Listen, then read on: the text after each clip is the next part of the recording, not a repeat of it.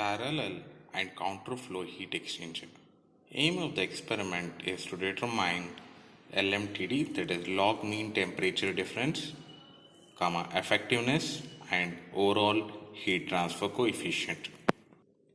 The observations involve hot water flow rate, cold water flow rate, temperature of cold water at inlet and outlet, temperature of hot water at inlet and outlet for both parallel and counter flows respectively. In parallel flow, the direction of water flow is in the same direction. In a counter flow heat exchanger, the water flow will be in the opposite directions to each other. In this experiment, heat exchanger is here. So length of the heat exchanger is 1 meter long from here to here. There are two tubes. One more tube is there inside of this tube. In outer tube flowing hot water and in inner tube flowing cold water.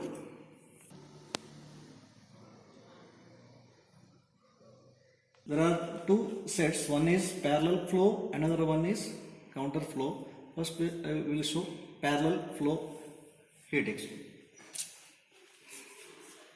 First open the main valve, then this water enters here. So here junction is there. There are 4 ways. So here cold water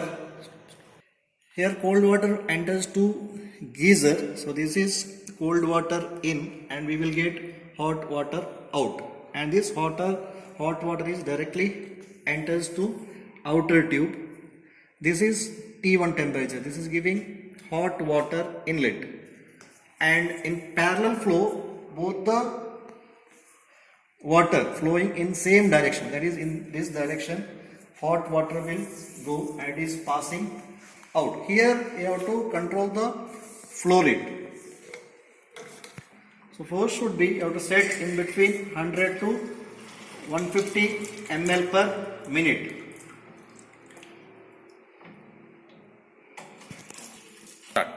While using the stopwatch, you have to use the measuring jar. In that you have to set in between 100 to 150 ml per minute and measure water.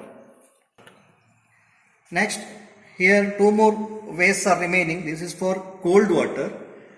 In parallel flow, this valve must be closed, and here in parallel flow, this valve you have to completely open by turning anti-clockwise.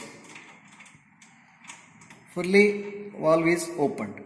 Then this is the thermocouple number 3. This is giving cold water inlet, and this is must be closed, and water enters and it is flowing in inner tube, flowing in same direction, and it is going out through this pipe. Here number 4 thermocouple is there. This is giving temperature of cold water out. Again here you control cold water outlet. Same range you have to maintain in between 100 to 150 ml per minute.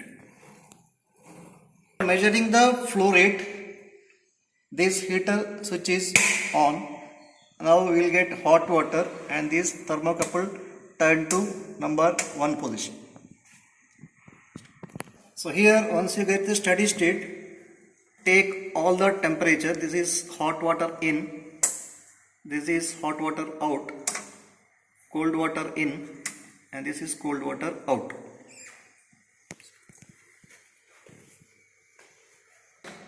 In counterflow heat exchanger, there is no changing the direction of cold water. In counterflow heat exchanger, there is no changing the direction of hot water. Only you have to change the direction of cold water. Hot water directly it will enters and it is flowing in this direction, and you have to control the flow rate here in between 100 to 150 ml per minute. So this is T1 hot water inlet, this is T2 hot water outlet. Now you have to change the direction of cold water. This valve must be completely closed.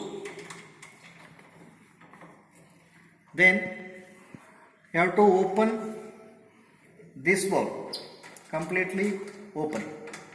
Then cold water flowing in this direction, and it is entering to inner tube, and it is going in this direction, and it is flowing out. And this valve you have to open for controlling the flow rate. This flow rate you have to set in between 100 to 150 ml per minute. And in counterflow, this T3 and T4 thermocouple are interchanged for counterflow. Now in counterflow, this T3 temperature is T4 and T4 temperature is T3.